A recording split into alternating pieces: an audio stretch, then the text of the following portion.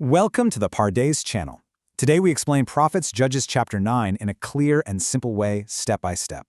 We're looking at one of the darkest and honestly most thrilling accounts in the prophets. It's this incredible story of unchecked ambition, political maneuvering, and ultimate divine justice. We're going to uncover every key event, figure out exactly who these people were, and really dig into why this ancient history matters so much to us today. Okay, let's dive into this. Here is our chronological roadmap. We'll be covering 1. The rise of Abimelech, 2. Jotham's Parable of Trees, 3. The Shechem Rebellion, 4. The destruction of Shechem, 5. The fall of Abimelech, and finally, 6. Lessons on divine justice. Section 1. The rise of Abimelech, a bloody grab for power. So, to really understand what's happening here, we have to look back just a bit to the death of the great judge Jerubbaal, who you probably know better as Gideon. Now, Gideon had 70 legitimate sons, but he also had an illegitimate son named Abimelech. And Abimelech, he senses a power vacuum. He heads to the city of Shechem and basically manipulates his mother's relatives into backing his illegitimate grab for power. They hand him 70 shekels of silver, and he takes that money to hire a bunch of reckless, ruthless thugs. Then, in just a horrifying display of sheer brutality, they travel to Ophrah, and he literally murders his 70 half-brothers on a single stone. Out of all of them, only the very youngest brother, Jotham, manages to escape. Now, you might be wondering, where exactly did those 70 pieces of silver come from? Well, they came from the temple of Baal-Berith. That translates to Lord of the Covenant, which was a local Canaanite idol worshipped by the people of Shechem. It's deeply tragic, isn't it? A pagan temple's treasury is what actually funded the slaughter of Gideon's own sons.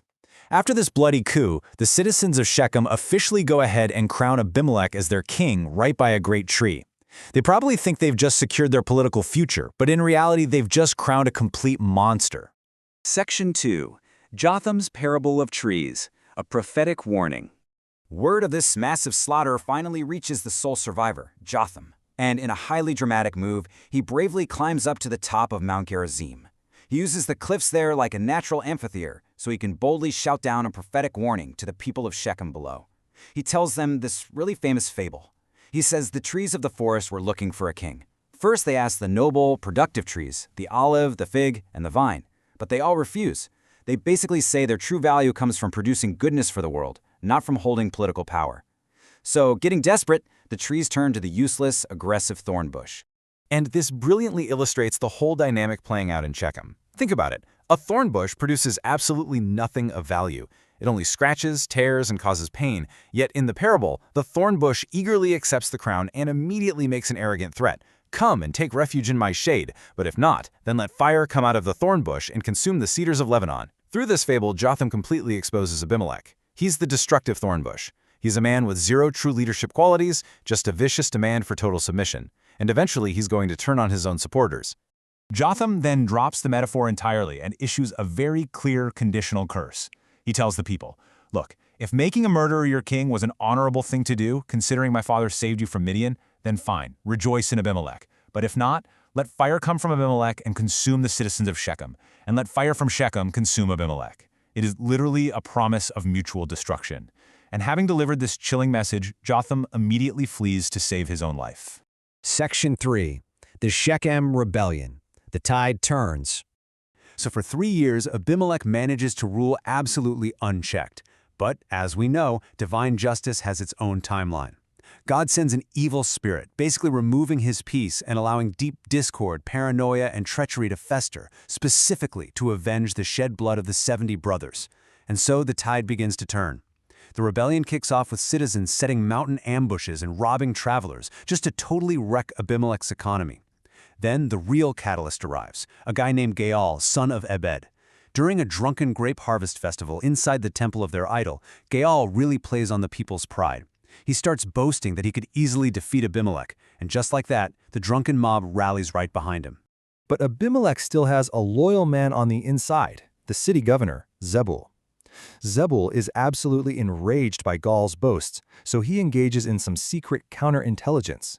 He sends undercover messengers to warn Abimelech about the revolt, advising him to launch a tactical military strike. He tells Abimelech, march your troops by night, lay in wait in the fields, and set a dawn ambush for Gaal. And Abimelech listens. He divides his army and hides them right there in the fields under the cover of darkness. Section 4. The Destruction of Shechem. Fire from the Thorn Bush. Sure enough, the very next morning, Abimelech forces Gaal into the ambush and drives him completely out of the city. But Abimelech's bloodlust against his former allies, it isn't satisfied, not even close. The following day, he viciously presses his attack on the ordinary workers as they come out into the fields, and he executes a severe, step-by-step plan of complete annihilation. First, he captures the city. Second, he slaughters the inhabitants. Third, he tears the buildings down to pure rubble. And finally, he scatters salt all over the ruins. That was an ancient practice meant to permanently curse the land so nothing would ever grow there again. But it gets worse. There are still survivors locked inside the fortified temple of Baal-Berith. Abimelech is totally relentless here.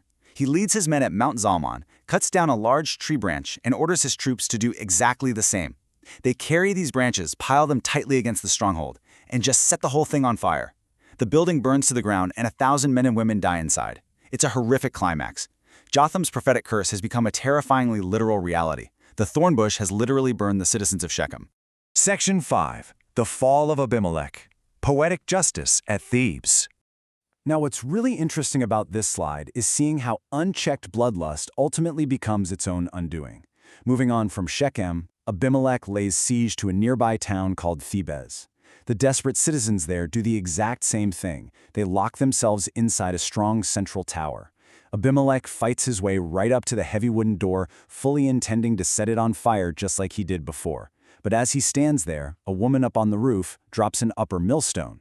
Now, an upper millstone is a heavy, grinding stone from a hand mill, normally just used domestically to grind grain. But here, it becomes a deadly projectile. It drops straight down, strikes Abimelech squarely on the head, and completely cracks his skull. The poetic justice here is staggering. He murdered his 70 brothers on one stone, and now his own life is ended by one stone. Even with a cracked skull, lying there in the dirt, Abimelech's true character doesn't change one bit. He hurriedly calls out to his armor-bearer with this incredibly arrogant final command: "Draw your sword and kill me," so that they can't say a woman killed him. Right up to his final dying breath, he is completely obsessed with his own pride and his public image. His servant obeys and runs him through. But the profound irony is that by having his servant kill him to avoid the shame, he immortalized the very fact he was trying so desperately to hide. As soon as the Israelite soldiers see that Abimelech is dead, the army just dissolves and everyone goes home. Verses 56 and 57 step back here to give us the theological summary of this entire chapter. The text explicitly confirms the meaning behind all these chaotic events. God perfectly repaid the wickedness that Abimelech had done to his father by murdering his brothers, and God also made the men of Shechem pay for all their wickedness. The curse of Jotham came upon them perfectly. It wasn't random chance, it wasn't just bad luck, it was a perfectly executed, literal conclusion to Jotham's prophecy. Section 6. Lessons on Divine Justice. What we learn from Chapter 9. So, what does this all mean for us? This text wasn't preserved just as some dark historical tale. It's here to instruct us. Let's distill these practical takeaways. First, unchecked ambition corrupts completely. Second, violence inevitably begets violence. Third, true leaders actually serve others, like the noble olive, fig, and vine trees we talked about, rather than violently demanding submission like the thorn bush. And finally, God sees and repays wickedness. We absolutely cannot outrun divine justice. The universe is governed by a moral law, and what we sow, we're for sure going to reap. Just look at the legacy Abimelech left behind. What was it? Nothing but salt, ashes, and a fractured skull. True legacy is built on integrity and service, not dominance.